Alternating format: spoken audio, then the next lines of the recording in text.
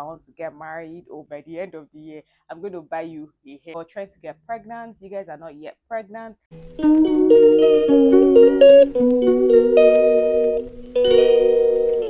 Hey guys, and welcome back to my YouTube channel. It's your girl here today again. This is Vanessa. Welcome back. If this is your first time on this channel, please do not forget to subscribe to this channel. Do not forget to turn on your post notifications so that you can see amazing videos just like this, okay? And if you're an existing subscriber, this is me saying a very big thank you to you for still being here, okay, and kicking it with us. So today we're going to be talking about some questions that you need to ask your partner, some questions you need to ask someone you're dating, someone you're courting. That means you're preparing for marriage. If you're watching this video, right, you're preparing for marriage. You could be a man or a woman. These questions are not bound to gender, okay? It's for both male and female. So please do well to open your ears. Make sure you ask these questions before you walk down that aisle. A lot of people just, get carried away with the whole preparations for, oh, I want to get married, or blah blah blah, and forget to have like the very important discussion. So today we're just going to be touching on some of those questions. We may not get it all right, but just a few of them. And please, this is a disclaimer. Let me put it out here. This is my own personal opinion, okay? You can drop yours in the comment section. Don't start bashing me now for saying, oh, why do you have to talk about this or talk about that? All right, so without wasting more time, let's get right into the video, okay? So I'm going to be looking down because I have my jotter that I wrote down some questions that we're going to be, getting to know today. So the first question says, what are your financial goals and how can we try to meet them? So I'm sure before getting married, while you're still single, you have some goals, like some financial goals. You're like, I want to kick it. I want to do this. I want to be able to meet up this goal. Or maybe like on a yearly basis, you're like, okay, I want to be able to hit 1 million. I want to be able to hit 2 million. What are you doing? What are the things you usually do? Or what are the things you intend to do to meet up that goal? Right? Now, you're bringing someone else into your space, into your picture, and all of that because you're planning your life with this person. So now you guys are thinking as one, not just you alone. Now you're thinking as one. So of course you have your individual lives, right? And of course you have a life together. So now you're gonna be asking questions like, okay, so what are our financial goals? What are the things that you need to do to meet up to those goals? Let me use myself for example now, right? Or recent, my husband said something. He said, if you're able to save up to so and so amount of money by the end of the year, I'm going to buy you a hair. Can you imagine? That's like a motivation, right? For me to push because I know myself. Yes, I like to buy and all those things. But you have someone who is motivating you, who is pushing you to meet that goal and say, okay, if you're able to save up to this amount, if you're able to, that's your personal goal. So it's very important to have personal financial goals, okay, and even then as a family as well. So please ask this question, know your partner very well, like get to know the person, ask this person these questions, so that it's not like, okay, any money that comes, you guys just blow it and you don't even save anything at the end of the day, okay? So moving on, want kids, and what would you do if we struggle to get pregnant? Now, a lot of people, right, a lot of people ignore these questions, and then when the time comes, and then God forbid, right, you're trying to get pregnant, you guys are not yet pregnant, and then mother-in-law starts with the attitude, family starts with the attitude, and all those things, right? These are questions you need to ask your partner. How do you intend to handle them in case we encounter such challenges? How do you intend to handle them? How many kids do you want to have? There are a lot of people. I personally had to be like, I don't think I would want to, go down that lane with this person because your goals are not the same as mine. So, before I got married, I had this conversation with my husband because I'm like, I don't want more than a kid, right?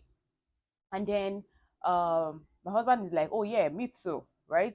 Even if we don't have, it's fine. And but like me, I want to have at least one because I come from a big, family at least. I know it's not up to, that, well, at least, well, a lot. I would categorize us as a big family, right? But I don't want that kind of setting. I want like a small family kind of setting. I've always wanted a small family kind of setting. So I had to have that conversation with him because I don't want a situation whereby he's a man who wants like maybe 12 kids, right? Or he's a man who wants like 5 kids. And here am I dreaming of my one kid you know, and then we'll go into this whole partnership, into this whole relationship, into this whole married thing, and then we're beginning to struggle because we never had that conversation. And then you're like, oh, you're my wife, so you have to give me 5 children. Do you understand? But then deep down, I don't want that. So these are the conversations that you need to have with your partner. Please ask your partner, how many kids do you guys want to have? Discuss it. Like, and when I mean discuss it, I'm saying it jokingly, like I'm saying it now, but I'm being serious. Please discuss it as much as possible. Don't let any third party come and pressure you. If it's one you feel like you want to have and you can cater for, by all means, just stick to that. If you want to expand your family much later, you can do that. But don't let any external person come and start telling you, oh, why would your wife just have one? Is she this? Is she barren? Is she that one? Do you understand? That's the question some people will start asking, and all of that. So please. And then when you're in that, some people get to struggle with having kids and all of that. How your partner handles you that period helps a lot. So it could either make or break you. It could either make the relationship sweeter, or it could break the relationship. So it's also important. Know your partner's stand on when it comes to struggling with pregnancy and all that. Because the fault could be from you, the fault could be from him. It could be either ways. All right. So yeah, what are your expectations around having children and parenting? Well, because as we all know, not all parents are the whole body kind of thing. Some people are the spanking one, while the others are like the ones that be like, oh, okay, let's have a talk, let's have a conversation, right? So have that conversation with your partner. Get to know how you intend to handle your kids when you start having them. All right, it's very important. So it's not like somebody will feel like you're maltreating his or her child. I beg, or Bahadote. Okay, so that's that.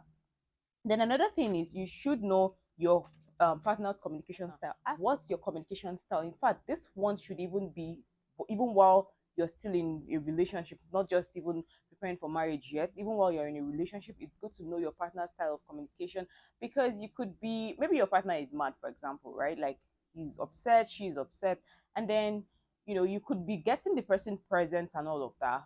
Whereas the person just wants to have a conversation with you, right? The person probably just wants to talk, like, oh, let's have a conversation, let's talk, let's see how we can resolve this. But you are buying presents, wasting money to get presents for that person, and that's not the person's style of communication. Some people want to be left alone, when they're upset. Understand these things, and like, okay, maybe we're going to talk about it much later, right? So those are the things. Try as much as possible to ask your partner these questions to avoid unnecessary wahala. Is, what are your relationship deal breakers? Now, some people would be like, oh, when someone cheats, I can't stand it, blah blah and stuff like that. Others would be like, maybe when you lie in a relationship, oh, I can't stand that and all of that. So it is important that you ask your partner what the deal breaker is in your relationship, so that you will not go and do one now, be thinking, oh, but it's nothing, and then your partner goes, oh, it's everything. You get me? So these are the things. It's important that you have these conversations. Do not run away from them. A lot of us tend to run away from these conversations, all because you shy away from it, you don't want to talk about it. There are some people, maybe they're even scared of their partner. I don't know why you will be dating or you'll be planning to get married to someone that you're scared of. I don't understand why.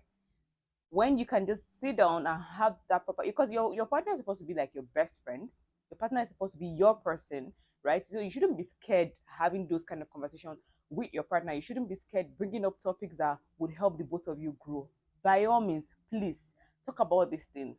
Okay, it's very important that you talk about them. Don't shy away from them, because in marriage it will be staring at you like this, like it will wear Google logos glasses and be staring at you like this. So the earlier you have those conversations, the better for you. So moving on, how much alone time do you need? That's our next question. How much alone time do you need? For me, currently, like the way myself and my husband, we understand, like, when I want to have my me time, I have my me time. That's when I want to be on my phone, do my thing. When he wants to have his alone time, he wants to work. He's someone that is always on his laptop. He wants to work. I give him that time, even though, yeah, once in a while I can just peep in and like trouble him and all of that. But I still understand that this is a him time, and then we still have an us time where we bond. We gist, we watch movies together, laugh, communicate, and just have a good time basically. So it's important that You know that, because not when somebody wants to be alone, you're there bothering the person. That is when you're saying, ah, baby, there's no soup in the house. Oh, baby, there's no this one in the house. So you should know your timing. Like, it's actually very important. Okay, really, really important. Some people just want to be, they just want to think. They just want to be like in their own space at that time. And so please, please, please, please know your timing. Question is, so how do you handle, or how do we handle our in-laws? Very, very important.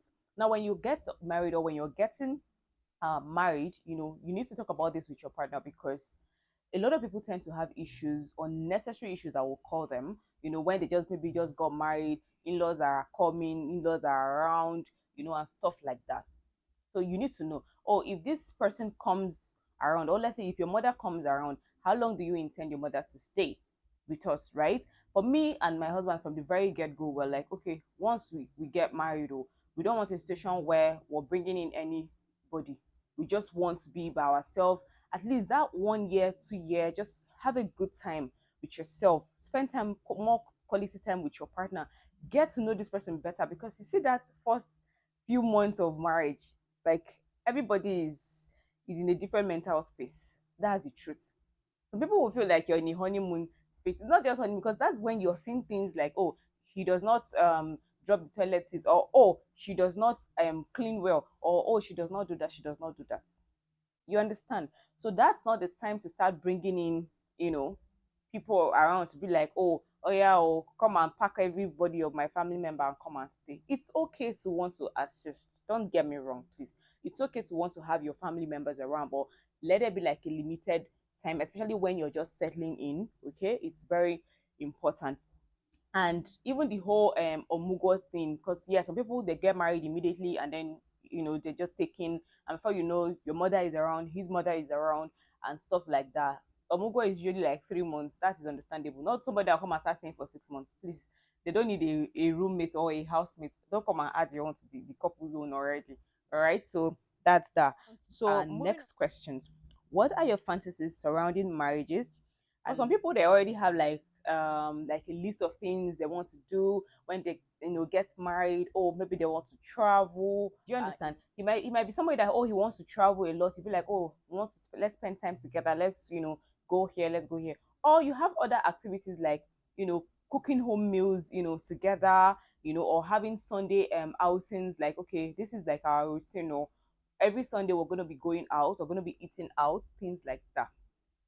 Have that conversation with your husband, or your partner, or your wife rather. Have that conversation with your partner. It's very important to know if you're going to have a routine. If you're going to have a routine, like, okay, every Sunday we're going to be cooking home made meals, or we're going to be going out, or we're going to be having friends around, or we're going to be visiting friends, like, just talk about it and get to know where your partner stands. Basically, your expectations on sex. This is another question. People tend to run away from this. Do not run away from it. You're married, and you're legally married, not just being married. You're legally married. You're wedded in church. You're wedded legally. You're wedded traditionally, right? So it is your right. You people, your body belongs to each other, so you don't have to run from it. That is when you get married eventually. I do not say you should go and fornicate. I beg. Okay, so right. Ask your partner, what are your expectations on sex? Do you guys want to be having sex, like, oh, every 2 weeks? I'm not saying you should plan a timetable, or oh, as a spirit leads, or stuff like that. Just get to know. So in case your body is doing you somehow, you can call up to your partner. Not the one that you call up to your partner and then he'll be like, I beg, shift and no get your time. So just have that conversation. It's actually very important, because these things we're talking about can either make or break your marriage, or even your relationship. All right, so yeah, how do we handle bills? That's the next question. Now, when it comes to bills, some people will be like, oh, as the head of the family, he will take care of everything. Some people will be like, oh, let's split bills, and stuff like that. Find out now, what's your partner's income like? What's your income like? One of you might be like, okay, on a constant, you're getting paid and stuff, while the other person might get, maybe, okay, he does what's it called, some other type of job where his money is not coming in like every other day and stuff like that. Oh, because I have, does it mean that, okay, I'm not going to spend because I'm not the head of the family? Basically, just talk about these things. right? Ask these questions just so you know. And if you guys are good, you can share bills. When you say split bills, it does not mean you're doing 50-50. No, when you have, you can always assist the home. You can always, that's why you're his neck, right? He is the head of the family, you're his neck to make that home stand. So it is important. This is to women now. It is important that you assist your husband. Don't, because okay, you married an odogu, you want to finish this thing. If you finish the whole well in one day, what will remain? So yeah, we women, we know how we do these things. So please, it's important that you ask these questions. Next question, moving on. Okay, do you want court marriage? So a lot of people have this mindset of, oh, when a woman asks you, or when someone asks you to do court marriage, it is because the person wants half of properties when you guys are getting divorced or when you guys are separating. And I look at them and I'm like, why would you have that kind of mentality, right? Why will you have that kind of mentality? It's because it's not always about these things. And in fact, why are you having that mindset of divorce when you're settling down with somebody? Because divorce is supposed to be like even something that you're not expecting, right? So that when it happens, you're like, okay, you really cared about this person, but it didn't work, right? It shouldn't even be on the basis of, oh, we're doing court marriage because in case, well, that's not the just the aim of doing court marriage alone. People need to understand this. A lot of guys have that mentality, like, oh, when a woman tells you, let's have a court marriage, you feel like it's because she wants half of your property. Brother, why? Come close and tell me why you would think like that. So have you forgotten that even when you're traveling, you need legal documents and stuff like that to back up, your jackpot journey. You want to jackpot, but you don't want to do court marriage. Do you know? Do you know some people don't even do church or traditional. All they need to do is their normal introduction, and then they go ahead with their legal marriage, and they're able to travel together as a partner. So you need to change your mindset. So please, ladies, ask your man this question very well. Do you want to do court marriage? Not the one that tomorrow now he'll be like, oh, you want to steal half of his property. That's why you're asking for a court marriage. Or because I'm trying to even understand, like, okay, when you're getting married to somebody, why are you having that mindset of divorce? It's because the person wants to divorce you and take your property. Why would you have that kind of mindset? If you really care about somebody and you really love somebody, I don't think you should even be thinking divorce in the first place, right? I don't think you should be thinking divorce in the first place. So yeah, that's that. If it doesn't work, that I can understand. But not saying, oh, that's like the basis why you don't want to have a court marriage. Change your mindset, my brothers. For how to handle conflict in marriage, right? For myself and my household, you must talk about it before going to bed. No matter how upset you are, no matter how angry that thing makes you, please talk about it before going to bed. At least that was one had before we got married. So we agreed to do that, and we've been sticking with it, and it has been helping us a lot, because you wake up the next day, your mind is fresh, your mindset is, you've forgotten about all of those things. So yeah, I think it's beginning to rain. So in case you hear any noise, but we're almost done. So the next and final question would be, would you want a joint account? It's a yes or no answer. So let your partner, ask your partner, yeah, if they want to have a joint account or not. It's not compulsory, but maybe you're working towards getting something. It could be like a building, it could be like because of your kids, and stuff like that. So it's okay to ask these questions if they want a joint account. Yeah, that's about this video. Okay, it's raining, and I don't want the rain to trouble us in this video, so we're just going to end it here for today. So if you have stayed up to this point, you can still add one or two for us in the comment section. Let us know what you think about these questions, if they are important or not. Do you find these questions helpful? Do you find them important? And make sure you have that conversation with your partner today before you walk down that aisle, because the divorce rate is high now, and please, it's tiring to us, to we the lovers of good and beautiful things. We're tired of hearing them already. So until next time, all right, I will see you guys in my next video. Do not forget to subscribe, do not forget to like, do not forget to share, do not forget to leave a comment in the comment section. So bye.